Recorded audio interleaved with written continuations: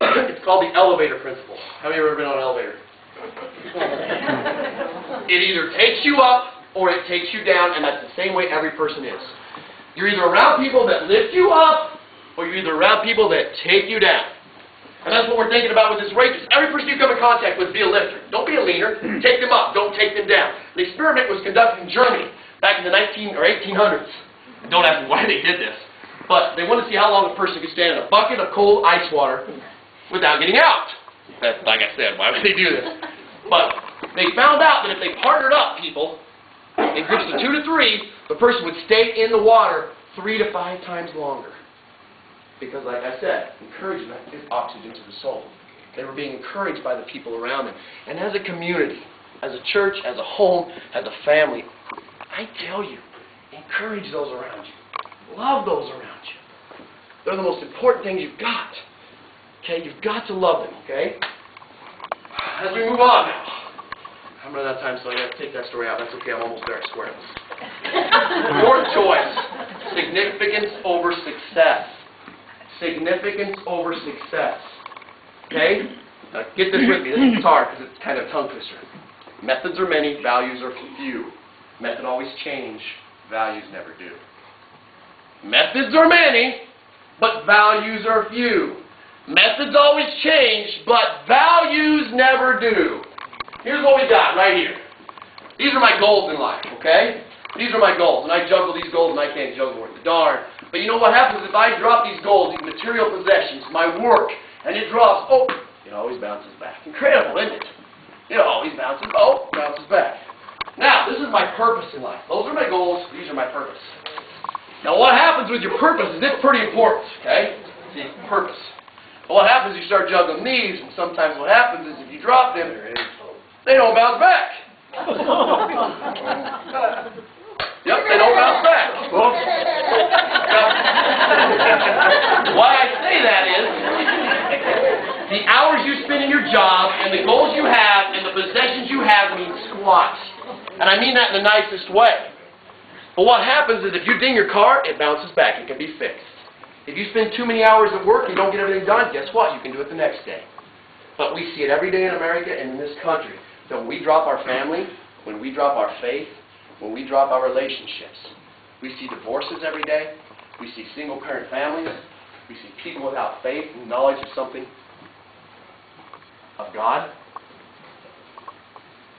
Those things don't come back near as easily. They break. And they're a lot longer to fix. That becomes a marathon, not a sprint. So I encourage you to remember your priorities, significance over success. Because when we talk about this book, right here, you have choices to make in this book that define you. If you choose material possessions and you choose long hours at work and you forget the wonderful things that God's given you and leave them out, they don't come back. It takes a long time to get them back. Please remember your priorities in life. Next thing you understand is the idea of integrity. Integrity and character. So the way I think about it. Every day as a coach, I used to have coaches that were ridiculed. Okay? And the ones that are ridiculed is weird. They're like pipe cleaners, okay? See what this one is? What is that cow? Is that it? What happens is every conflict in their life, every principle they come to a conflict in the road and they go around it. They go around it. These are the people we want right here that are not afraid to face the conflicts and do what's right no matter what happens. We compromise our principles for convenience. We live in a microwave society. We put something in the microwave, get it in a minute. We go through fast food, oil, the whole 9 yards, a quick oil service. And what happens is immediate gratification sometimes compromises our principles. We don't want people like this. We want people like this. They're not afraid to do what's right in any circumstance, no matter what. People of character. It's so important. John Maxwell once said, he's one of my favorites, you guys know that, character is the sum total of our everyday choices. Our character today is a result of our choices yesterday. Our character tomorrow will be a result of our choices today. To change your character, change your choices. Day by day, what you think, what you choose, and what you do is who you become. When you have that tough choice to make and your principles are on the line, what are you going to do? Are you going to make sure and choose your priorities, the purpose in your life? I was lucky enough to be on a state championship team once. And I look at that ring and I look at the trophies, they mean nothing. What made the difference in that team is the difference we as a coaching staff made in the individuals. The lessons they learned. That's what it's about, the significance we make in life. Significance is so important. It's like a mighty river. This is perfect right now, Jason. Get this, okay? This river runs through, but when the water comes up, what happens to the river?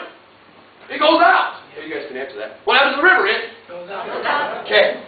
That's what happens when we get power, when we get greed, when we get these things, and that river goes out and it becomes destructive. When it's in its course, it's a beautiful thing of beauty. But that river takes over everything. And that's what happens when we lose our character, we lose our integrity.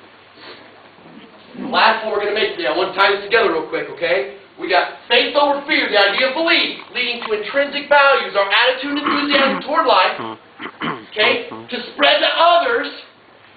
And then what do? We live a life of significance through character, which protects the choices we make. Understand, everything's a choice. Last one I'm going to talk about, and I have to read it, is conviction in our commitments. Conviction in our commitments. Commitment is emotionally or intellectually bound to a course of action, simply sticking to your choices. Conviction respects solely matters of belief or faith, respects our most important duties. I hope you'll listen to this, because I don't like to read too much. There's a difference between commitment and conviction. Commitment keeps me going when things get tough. Conviction keeps others going when things get tough. People around us are motivated by emotion, our conviction, the tangible sense of morale. People do not follow a leader because of character. They follow a leader because of conviction. People do not do something because it's right. They do something because they feel that it's right. When we act on our conviction, others are drawn to us. Without conviction, we may communicate truths, but we'll develop no followers. We will have people who have the right answers, but we won't have people who live the right lives. That's huge to me. People who have the right answers, but don't live the right lives. I think of our country today, I think of our families, I think of where we're at. We need to develop people who live the right life. And you have someone in your area of work that you can influence, that you can make a difference in right now. I go back to the story of Peter because I'm running out of time, okay? What was so great about Peter is when we look back on Peter, he had the faith to step out of the boat. Oh, incredible. He had an intrinsic attitude who he didn't care what others thought about. Okay? He wanted to make a significance because he went to be fisher of men. He went to be something bigger than what he was. He had all this faith and everything else, but there were so many things that went on with Peter. Okay? When I look back at him, he looked at all the things that were going on outside him. He was sleepy and we can make all these things. And Peter's my hero. I should know that. I live like I'm not even close to where Peter is, but I want to be like Peter. But the whole thing is, when opportunity presents itself, it's too late to prepare. I want you to think with me. I'm going to change this a little bit. This is kind of an odd way of thinking here, but I'm going to think it. Do you think it would have been different if instead when Peter stepped out of the boat and walked on the water, if he had jumped out of the boat and ran, what would have happened? I think here's what would have happened. When we talk about impossible things happen and people follow people of conviction, I think we might have had everybody dancing on the water. Because, correct me if I'm wrong, when Jesus talked back to Peter and he helped him up, he said, "Oh, you of little faith. Oh, you of little faith." And that's something we really can't comprehend. He said, "You of little faith." Now imagine if he would have done that with conviction. Wow! That would have been awesome. We'd have all been dancing on the water. John Wooden observes there is a choice you have to make in everything you do. So keep in mind that in the end, the choice you make makes you. I'm not talking about one thing of talent all day today. I'm talking about choices you can make.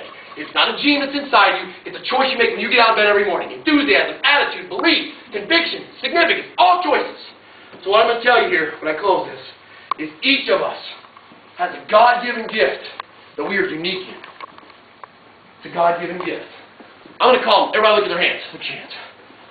All right. We all have fingerprints that no one else has. No one else has. So I want you to call them life prints. Life prints. You have something that absolutely no one else in this world has. When you use that unique gift, you combine it with the right choices and are convicted in those choices, I guarantee you, you will make a difference in this world. You have got the ability right here in Upper Sandusky, in your church, in your home, in your community, in life, to make the biggest difference in the world if you'll just grab onto it and believe in yourself. And be convicted in your choices and love life. And it's just great. Because here's what I did, okay? I want you to understand, this is crazy, I know. What happened is, last year, June 1st, 2008, my wife and I had a chance to move to Ohio. We lived in Colorado. I said, hey, you know what? Let's see if it's for real. Let's put our house up on the market on June 1st. Sold on June 1st. We had 30 days to get out of our house. We moved 15